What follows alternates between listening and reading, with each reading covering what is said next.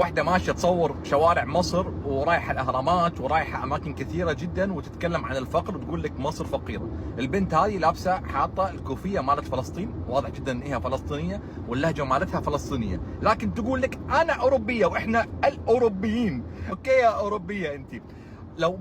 لو مصر أساسا صارت فقيرة أو أنت يعني شفتيها فقيرة، هذا لأن هي واقفة مع أهلك، واقفه مع ابوك ومع جدك، اللي انتم الحين اساسا جيلكم طالع عايش باوروبا ما يدري شو السالفه، بس حاط الكوفيه ويقول عن نفسه اوروبي اساسا، ويروح للدوله اللي هي اقوى دوله واقفه معاكم من التاريخ اللي يقول كذي. مو انا اللي طالع اقول الحكي هذا، لا هذا تاريخكم واقفين معاكم تقولين عنها هالكلام. بس العيب مو عليك، العيب على الحكومه المصريه. اسمحوا لي ان النوعيه هذه لما تكون موجوده بمصر وتطلع فيديوهات من هذه النوعيه تنسحب وتطلع برا، تطلع برا، لان هي تبي تطلع فلوس على اهانه السياحه المصريه. يعني هي قاعد تاذيك، هي وجودها غلط، واللي ما يقدرني يا اخي سوري يعني برا. اللي يبي يقعد باحترامه يقعد، اللي ما يبي يقعد باحترامه لا يقعد عندي. وماشيه بالشارع تقول شوف وراي هذا هو قاعد يدز لي الترولي عشان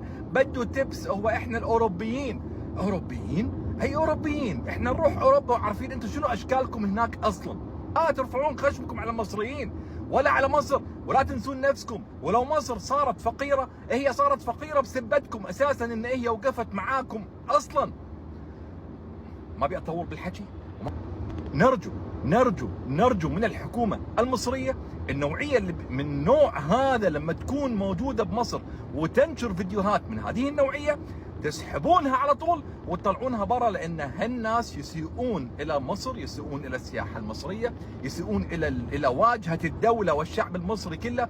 هذه لازم تسحبونها وتودونها على أوروبا.